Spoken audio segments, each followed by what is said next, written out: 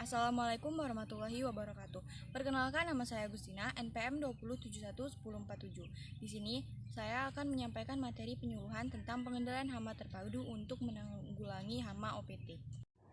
Pengendalian hama terpadu atau PHT untuk menanggulangi OPT, organisme pengganggu tanaman. Organisme pengganggu tanaman atau OPT adalah semua organisme yang dapat merusak, mengganggu kehidupan atau menyebabkan kematian tanaman. OPT dapat dikelompokkan menjadi hama, penyakit, dan gulma. Lalu apa bedanya hama dan penyakit? Di sini saya akan menjelaskan. Hama merupakan organisme pengganggu tanaman yang kasat mata, yang menimbulkan kerusakan fisik pada tanaman. Contoh dari hama ini seperti warang walang sangit, kutu putih, lalat buah, dan masih banyak lagi. Sedangkan penyakit adalah bentuk kerusakan yang disebabkan oleh mikroorganisme seperti virus, bakteri, dan jamur. Contoh dari penyakit ini seperti blas, hawar daun, dan tungro.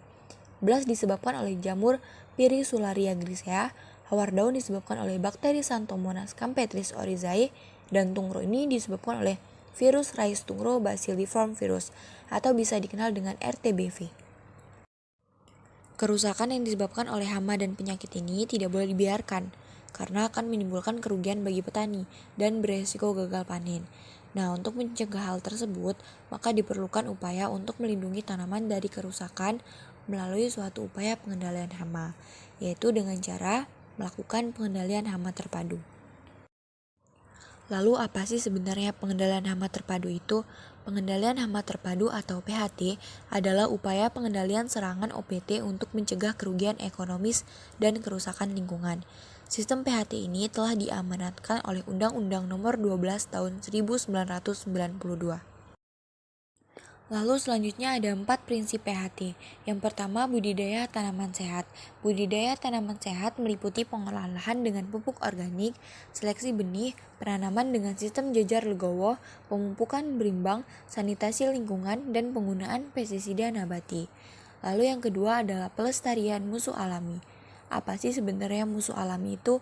Musuh alami adalah hewan yang dapat memangsa hama atau makhluk hidup yang tidak disukai oleh organisme pengganggu tanaman atau OPT.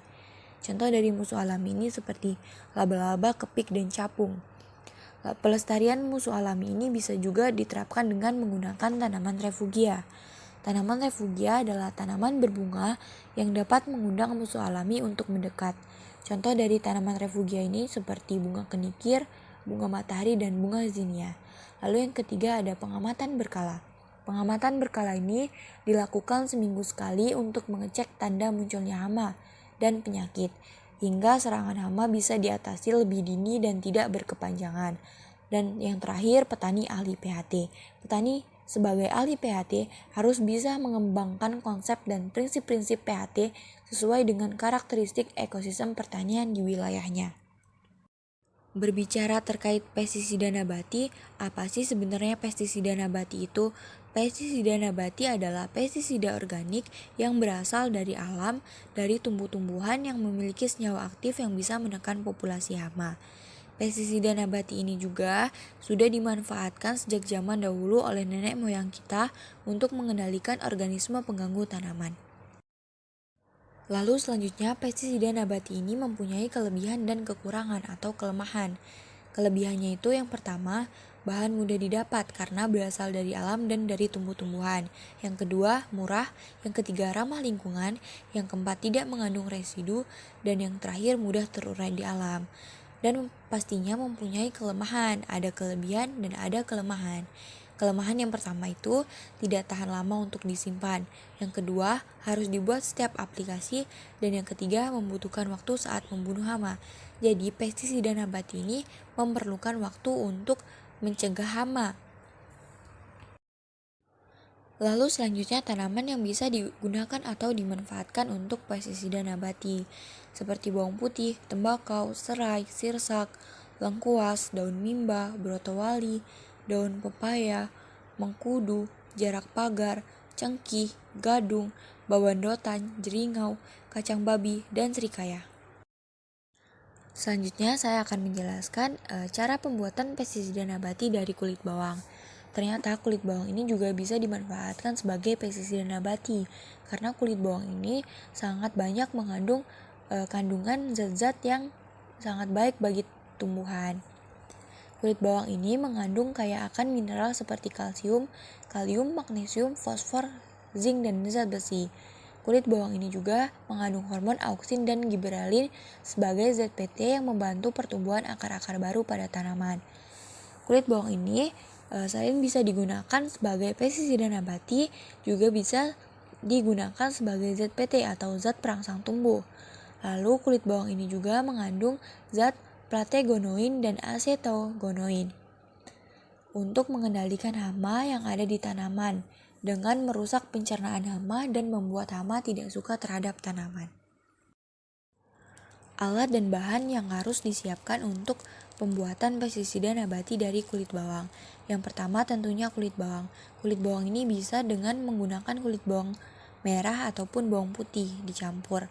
Yang kedua, air. Usahakan air yang dipakai adalah air dari sumur bor, bukan dari PDAM. Karena kalau air PDAM biasanya sudah ada campuran kaporitnya. Lalu yang ketiga, wadah penyimpanan.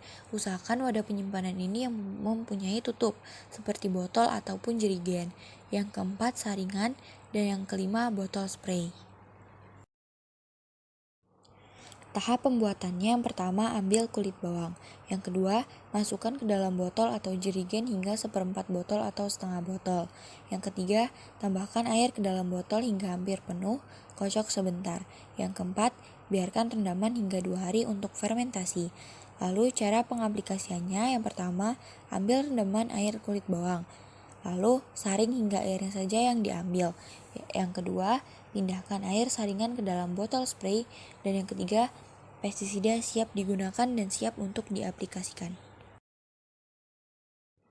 Lalu semprotkan secara merata ke semua permukaan daun atau batang yang terkena hama seperti ulat, kutu kebul, atau jamur. Gunakan pestisida nabati ini tergantung tingkat keparahan hama. Dan selalu perhatikan perkembangan kesehatan tanaman. Sekian materi penyuluhan dari saya, semoga bisa bermanfaat. Saya akhiri.